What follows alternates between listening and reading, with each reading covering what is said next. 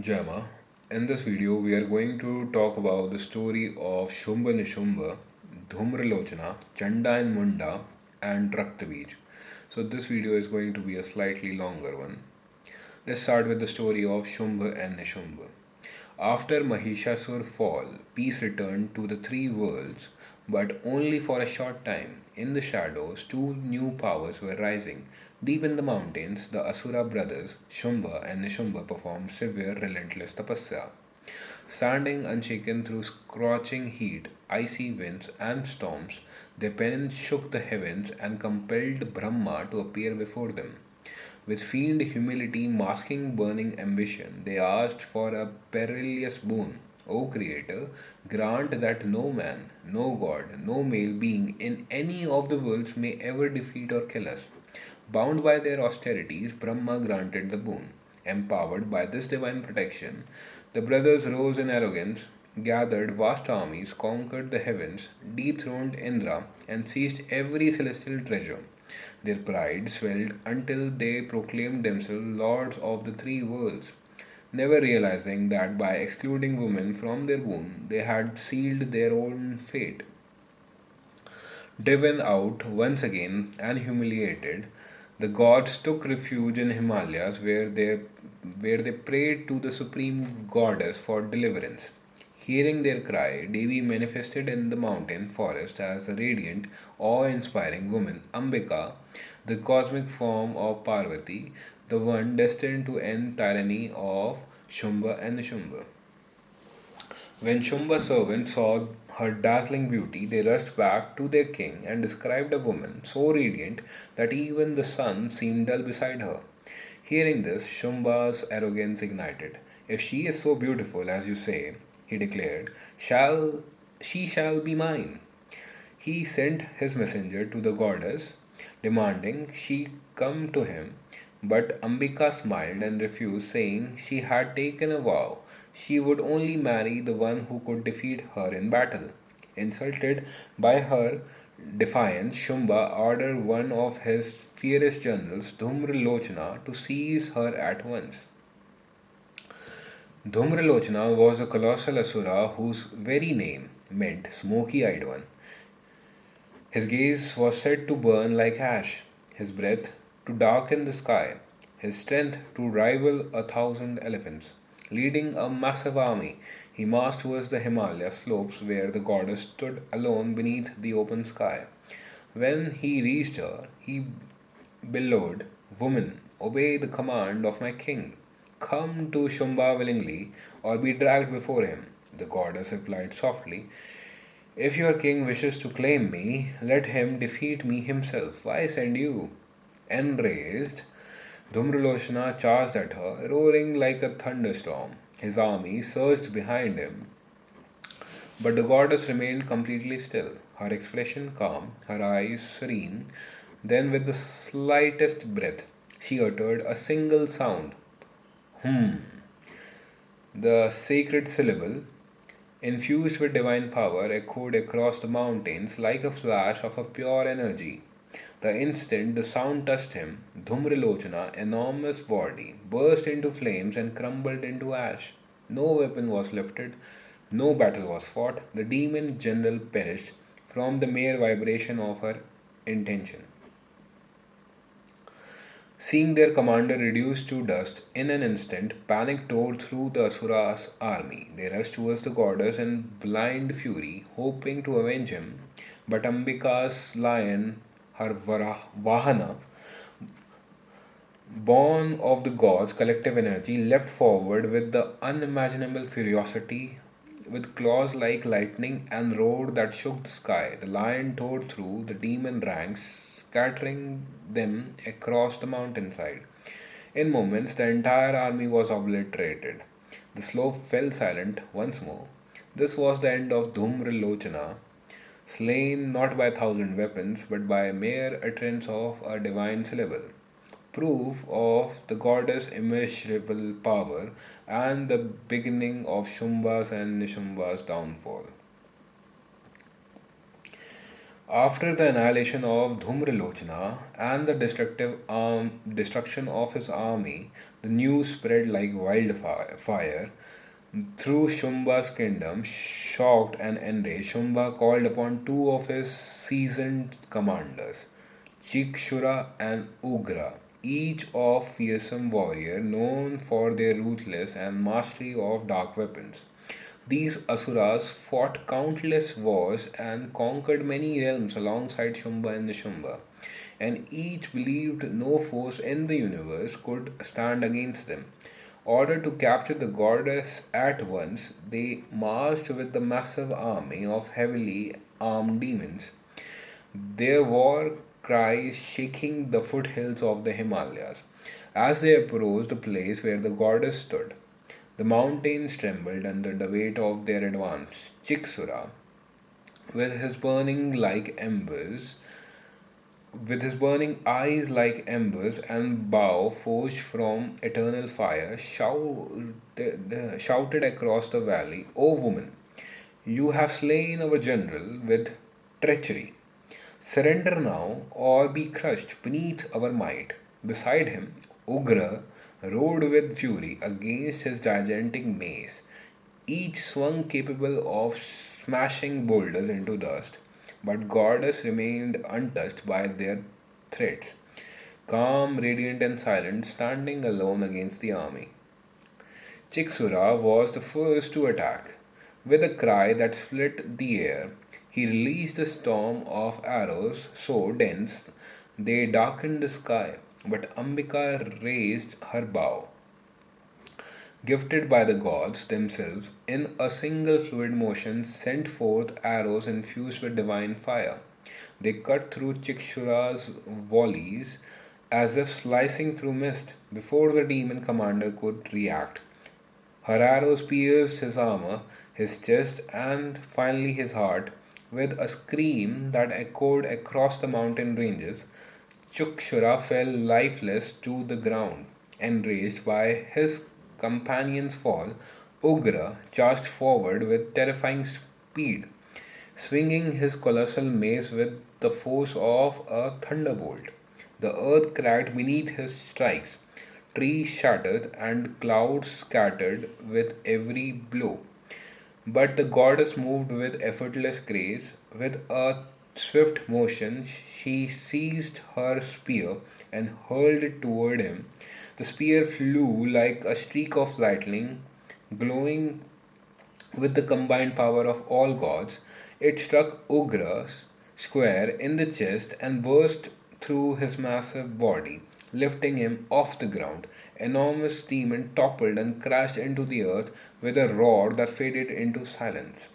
Seeing both their commanders slain, with moments, the remaining demons panicked, but the goddess lion sprang forward, and the roar shaking of the heavens and tore with the fleeting soldiers until none remained. Once again, the battlefield fell silent, and the Asura's pride was shattered.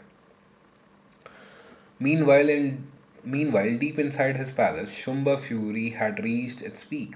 Three of his mightiest warriors had fallen, and his arrogant king realized that this was no ordinary opponent.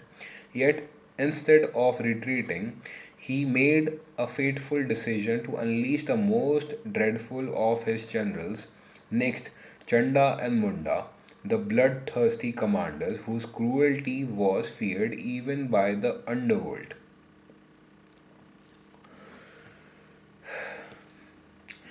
After Shumba's arrogant command to capture the radiant goddess, Chanda and Munda gathered their colossal armies and marched into the Himalayas.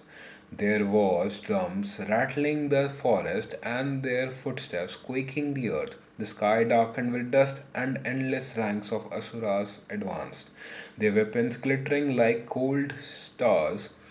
When they reached the clearing where Ambika sat in the serene majesty, they were momentarily stunned. Her presence made the entire valley glow as if dipped in golden dawn. Birds stopped singing, and the wind paused mid breath, and even the lions beside her lowered their heads in reverence. But the moment of awe quickly turned into anger. Chanda stopped forward Chanda stepped forward, brand, brandishing his sword, and roared, "Woman, our king desires you. Come quickly, or we will drag you bound before him." Ambika's calm eyes did not flicker. "If your king wishes to take me," she said softly, "let him come and defeat me himself." Those words, delivered with unwavering steadiness, enraged the demons further. Chanda gave a furious command, and hundreds of asuras charged forward, screaming war cries that echoed against the mountains. In that instant, Ambika's serene expression shifted. Her brows drew together, not in fear but in divine fury.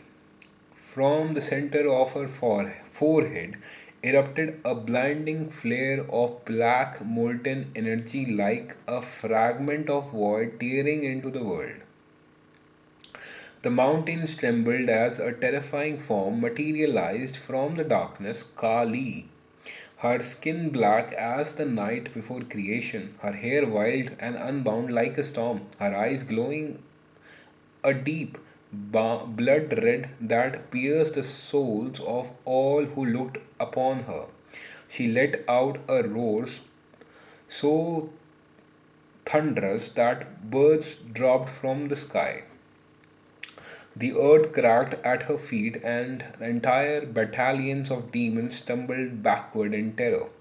Then she lunged forward with the speed of a cyclone unleashed.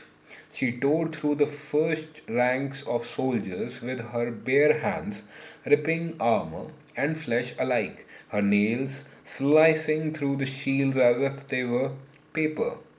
She grabbed Asuras by the throat and crushed them instantly, swung others into boulders until mountains split, and trampled through the battlefield with wild, ecstatic ferocity. Rivers of blood formed beneath her feet. Her hair whipped through the wind like a swarm of dark serpents. The demon screams drowned beneath her demonic laughter. Chanda, furious and desperate, gathered his best warriors, charged at her with all his strength. His arrows bounced off her chest like sparks of stone, and his sword shattered when it touched her skin. Kali seized him by his matted hair, slammed him to the ground with the force that creaked the earth, tore him apart with a single brutal motion. Munda, more cunning than Chanda, tried to retreat and regroup his forces. He mounted an elephant, shouting orders in panic, commanding archers to rain down fire, but Kali's eyes locked onto him, two burning embers of cosmic wrath. She leapt upward with impossible force, landed on the elephant, and with one swift swing of her sword, severed Munda's head from his body. She lifted the dripping head high, letting out the victorious roar that echoed across the realms and sent shockwaves through the Asura's army. Demoralized and terrified, the surviving demons fled in every direction, but her rage swallowed them all. None escaped her fury. Finally, the battlefield grew silent. The dust settled, and the rivers of blood glistened beneath the dimming sky. With both heads in her hands, Chanda twisted in fury, Munda frozen in terror. Kali strode back to Ambika and laid them at her feet. "Mother," she said, her voice deep as the underworld, "here are the heads of Chanda and Munda." Ambika's fierce expression softened into a smile. She blessed her terrifying emanation and declared, "From this day forth, you shall be known as Chamunda. From this day forth, you shall be known as Chamunda, the slayer of Chanda and Munda." Thus, the two dreaded generals who sought to capture the goddess met their end through the unbridled wrath of her own fierce power. After the gruesome fall of Chanda and Munda, the mountains trembled with silence, but Shumbha and the Nishumbha fury raged hotter than ever. Their strongest generals had been annihilated by the goddess, and now they prepared to unleash a horror so feared that even demons hesitated to speak its name, Raktabeej. The blood-horned terror, his very presence darkened the skies. His body was massive and covered in armor that glowed like a molten iron. His eyes burned with ancient fury, and in his veins ran the curse like boon. Every drop of his blood that touched the earth would give birth to another demon exactly like him, equally strong, equally terrifying, equally immortal.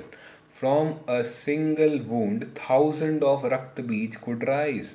From a battle, millions. The god once worshipped that fighting him was like fighting an endless war against one's own fears because the more you try to defeat him, the more he multiplies.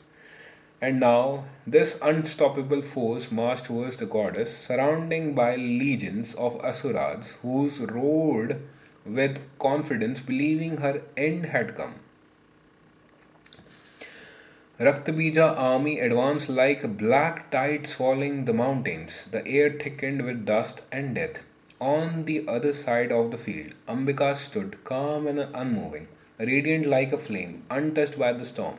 Behind her, Kali, fresh from the slaughter of Chanda and Munda, licked the blood off from her lips and roared with anticipation. The first wave of demons charged at the goddess. Ambika raised her bow, released a volley of arrows, and each arrow burst with divine fire, incinerating hundreds at once. Yet the horde was endless. Swelling with renewed rage, Raktabija stepped forward, bellowing a war cry that echoed through the cosmos. He swung his massive club with earth shaking force, and the impact shattered boulders like a brittle clay. Ambika struck him with her spear, piercing his armor and drawing blood. That single drop fell onto the ground, and instantly, with a violent burst of dark energy, another Draktabijis rose. Two stood where one stood at a moment ago. Kali growled, her eyes widening with shock. Ambika struck again and again. Blood splattered across the battlefield, and dozen more Raktabija erupted like monstrous flowers blooming in darkness.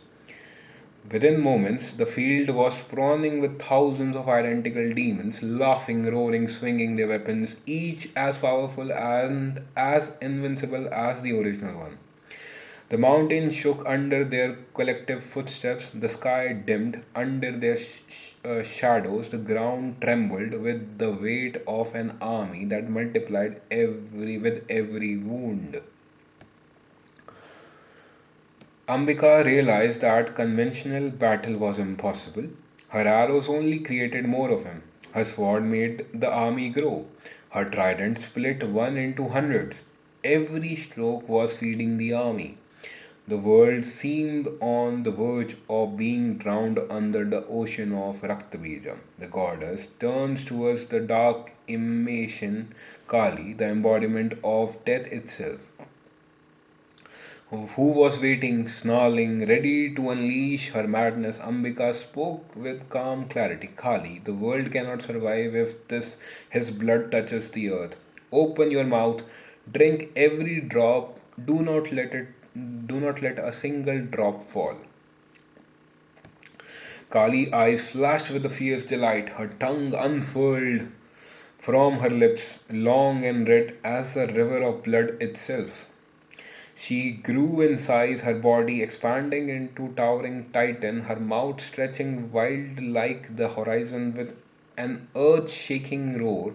She leapt into the battlefield. As Ambika struck Raktabeej, Kali darted beneath the blows, drinking every drop of blood the moment it formed. She devoured the clones as they appeared, swallowing their bodies whole before they could even touch the ground. She danced across the battlefield, her feet stomping through dust and skulls, her laughter through echoing through the heavens. The Raktabeej horde grew frantic and terrified, realizing that for the first time in eternity they were truly dying. The original Raktabeej, furious and desperate, hurled his club at Kali, but she caught it between her teeth and shattered it with the growl. Ambika pierced him again and again, each wound releasing a geyser of blood. But Kali drank it all, sucking life from the demon veins like a storm drinking the sea. Raktabija fell on his knees, weakened for the first time in his life. His strength, once multiplied by every wound, was now drained, stolen, devoured by the dark goddess. He tried to escape, but Kali pounced upon him with hunger of 1,000 ages. With a final deafening roar, she tore him apart and drank every drop of blood, leaving nothing behind, not even a single shadow. The battlefield fell silent, the clones evaporated like smoke, the sky cleared, the earth stopped trembling. Kali stood amidst the carnage, blood dripping from her mouth, her chest heaving with a wild joy of death. Ambika looked upon her with deep satisfaction. The unstoppable terror of the three worlds had been consumed in the jaws of the goddess. The gods hiding in the heaven trembled with awe, knowing that they had witnessed the destruction of demon whom even time feared. And thus ended Raktabija, the demon who could multiply from his own blood, defeated by the brute force, but by perfect, defeated not by brute force, but by perfect, terrifying wisdom of the goddess who created the very laws of life and death. As the battle intensified, the battle swarmed with endless duplicates of Raktabija. Kali's fury reached its peak. She grew gigantic, her skin shimmering like the darkness before creation, her tongue lashing like a banner of blood.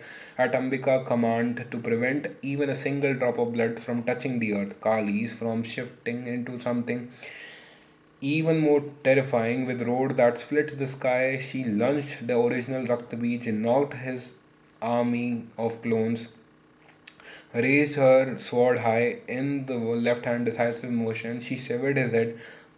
Massive head flew through the air, its eyes still blazing with fear and fury, and Kali caught it effortlessly in her left hand. But the blood, his cursed world multiplying blood, burst forth like the crimson river. Before even a single drop could fall, Kali extended her right hand holding a kalpa, a skull bowl formed from the bones of ancient titans. She placed the severed head over it, letting the blood pour into the cup, and drank it in great thunderous gulps.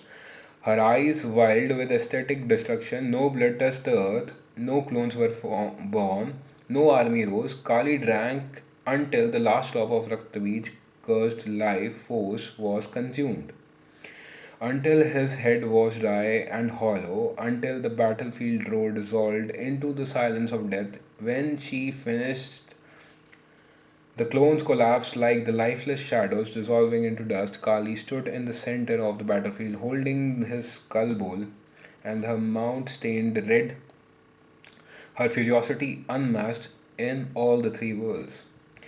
After Raktaveej's terrifying defeat, the battlefield lay silent, soaked in the blood of thousand demons, but in the place of Asuras raged, boiled like a molten metal. Shumbha, the king of the demons, trembled with humiliation. One by one, his greatest warriors had been slaughtered. Dhumralochana, incinerated in a single syllable.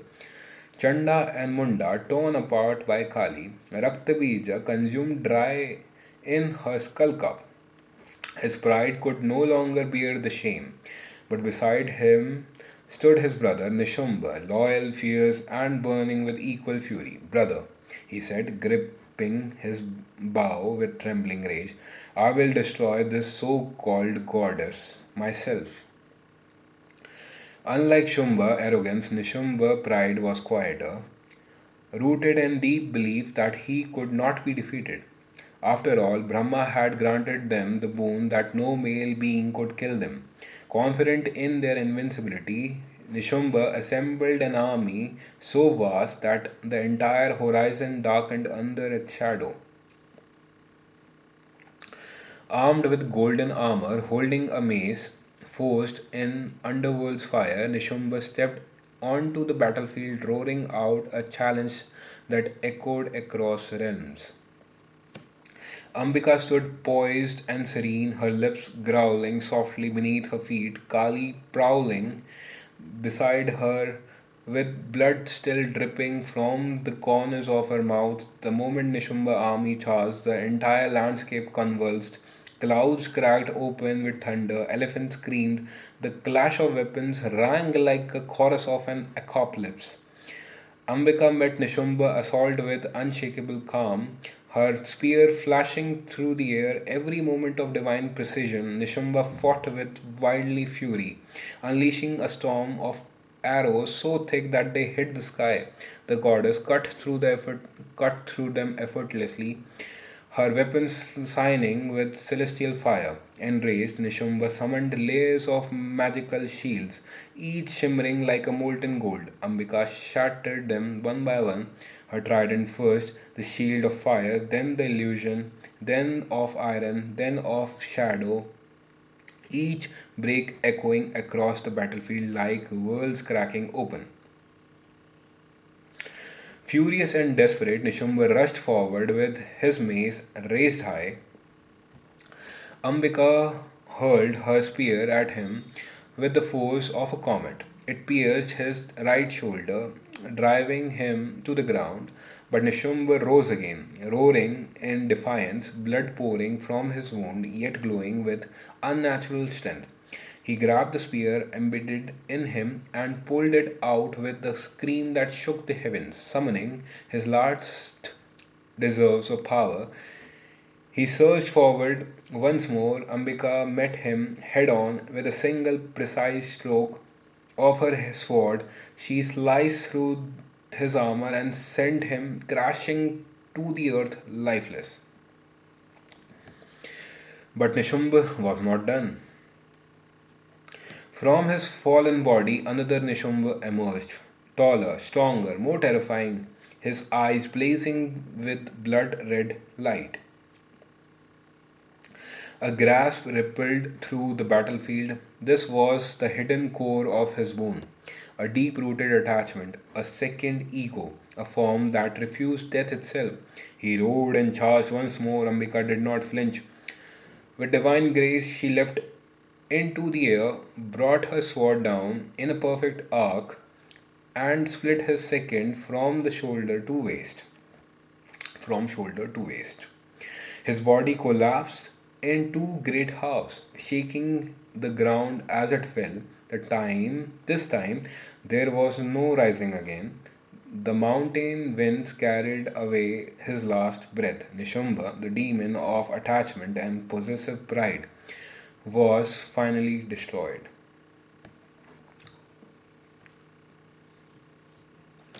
With Nishumbha finally defeated and the battlefield littered with the bodies of countless asuras, a heavy silence spread across the mountains. The sky hung dim and breathless, as if waiting for the final act of cosmic drama. But deep within the fortress of the demons, the air trembled with rage of a king whose pride had been shattered again and again.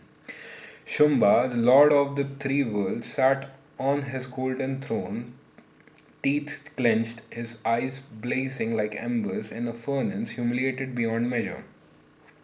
Every journal he had trusted, every warrior he had sent, had been crushed by the goddess. Dhumralochana incinerated, Chanda and Munda torn apart by Kali, Raktabeej drained dry, Nishumbha struck down twice. His kingdom, once vibrant with arrogance and power, echoed now with fear and confusion. But Shumba's pride was deeper than ocean and harder than iron. Rising from his throne, gripping his sword, forged from pure lightning, he roared, "Enough! I myself will destroy this woman who dares to defy me."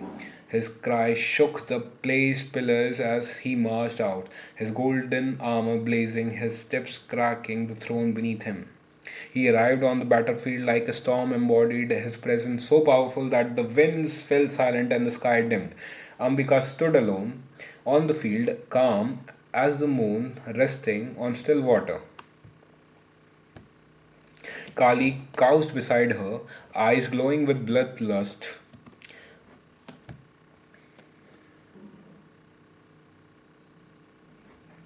Eyes glowing with bloodlust, and the lion of the goddess growled, its mane rising like the fire. Shumbha pointed his spear at Ambika and shouted, "You stand here surrounded by your trickery, by your lion, by dark monster, by your many forms. Face me alone if you claim true power." Ambika's serene gaze had no anger, only truth. "I stand alone, Shumbha," she replied.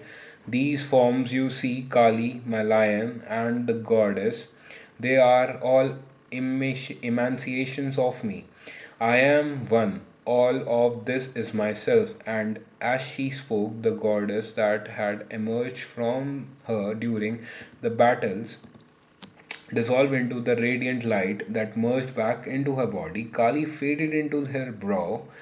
The lion vanished into her shadow. In a heartbeat, Ambika stood alone, majestic, powerful, the entirety of creation condensed into one divine form.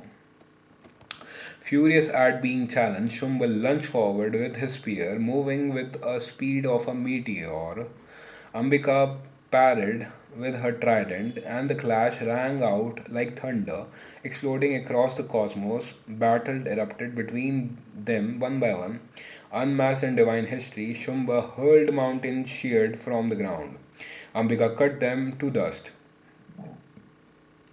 With a single sweep of her sword, he summoned storms, tornadoes, lightning. Ambika dissolved them with a gesture. He multiplied himself into countless forms, filling the horizon with clones wielding spears of fire. Ambika spread her palms and released a wave of divine light that shattered them all like glass. Shumba rose into the sky, glowing with destructive energy, his roar shaking the three worlds. Ambika followed him upward, leaping into the air with the grace of the Eternal Mother. Their battle continued suspended in the heavens, each strike sending sparks across the sky, each moment ripping through the fabric of the universe. The last, Ambika soared above him and hurled her spear through his armor. Shumba staggered in the air and in rage and disbelief, twisting his face. "No male can kill me," she shouted bitterly. "No male can kill me," he shouted bitterly. Ambika's eyes burned with the cosmic fire. "And I," she thundered, "I am not male." With divine force, she struck him with her trident, sending him crashing down from the sky like a blazing star. He hit the earth with a colossal shatter that split the mountains before he could rise again. Ambika descended like a beam of a pure destruction and drove her spear through his chest. The ground trembled as Shumba life force bled out, and with one final roar, half rage, half surrender, the king of the Asuras fell dead. The moment Shumba's body touched the earth, the skies cleared, light returned, the mountains exalted. The gods who had watched the trembling awe of heavens erupted into praise. Flowers rained from the sky, and the winds carried the sound of celestial drums. Ambika stood quietly amidst the silence, victorious, radiant, the savior of the three worlds. With the death of Shumba, the long reign of terror ended, the universe breathed again, peace restored through the fury, grace, and unmasked power of the supreme goddess.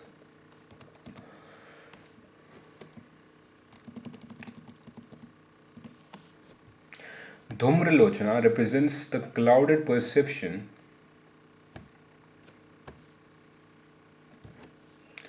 Just a second. Dhumralochana represents a clouded perception, the state in which one does not see reality directly, but through the smoke of conditioning, assumptions, ego defensiveness, and emotional bias. A person in this state reacts without clarity, convinced that they are right while actually operating from distortion. The goddess destroys him with a single sacred sound, symbolizing that true awareness does not need prolonged struggle. One moment of clear seeing can dissolve the layers of misunderstanding. Shakti here teaches that confusion is not removed by argument or force, but by sharpening the perception and becoming inwardly still enough to see without projection. Chanda symbolizes impulsiveness, aggressive action, the part of the psyche that attacks, judges, or tries to dominate whenever it feels threatened. It is raw emotional volatility, the urge to overpower rather than to understand. Munda, his counterpart, represents cynical rationalization, the cold mental voice that justifies those reactions, dismiss meaning, and reduces everything to ego serving logic. Together, they show how emotion and intellect collide to protect identity. From the goddess emerged Kali, the fierce power of uncompromising self honesty, teaching that transformation requires confronting oneself beyond politeness, beyond excuses, with a truth so direct that it feels terrifying but liberating. Raktabija is the psychological pattern that multiplies when resisted habit loops, addictions, intrusive thoughts, resentment, or fear that grows stronger the more one fights them unconsciously. Every drop of blood is a reaction, and each reaction creates another version of the same problem. The goddess does not battle him in usual way. Instead, Kali consumes the blood before it touches the ground, symbolizing mindful awareness that intercepts patterns before they solidify into new conditioning. Shakti teaches that some inner enemies are not conquered but by suppression but by conscious containment and witnessing. Nishumbha represents deep attachment and subtle ego that continually regenerates itself after insight. When struck down, another form rises from his body, reflecting how identity reforms through new justification. I have changed. I understand now. This is my new self. It is the ego hiding inside self improvement itself. The goddess must destroy him twice, showing that growth requires repeated cutting of identification. Shakti teaches perseverance if self awareness. Shakti teaches perseverance in self awareness. Liberation is not one breakthrough, but a continuous dismantling of the layers that cling to the ownership and validation. I repeat, liberation is not one breakthrough, but a continuous dismantling of the layers that cling to one ownership and validation. Shumbha, the final adversary, symbolizes the most refined ego, the one that tries to possess even truth, spirituality, or awakening as a personal achievement. He does not merely enjoy power, he wants to own the goddess herself. She, as the mind, wants to claim, I am the doer, I am enlightened, this realization is mine. In the climax, the goddess withdraws all the manifested forms and declares that she alone exists, revealing that all powers are expressions of one's consciousness, not personal accomplishments. When Shumba falls, it signifies the dissolution of the final illusion of separateness. Shakti teaches that ultimate freedom comes not from becoming powerful, but from surrendering the very sense of ownership over power and realization. With that, we have completed our story, and it took me almost 40 minutes to just read it out. Yeah, this video is going to be a long one, huh? As I said. Thank you for watching. Jai Mah.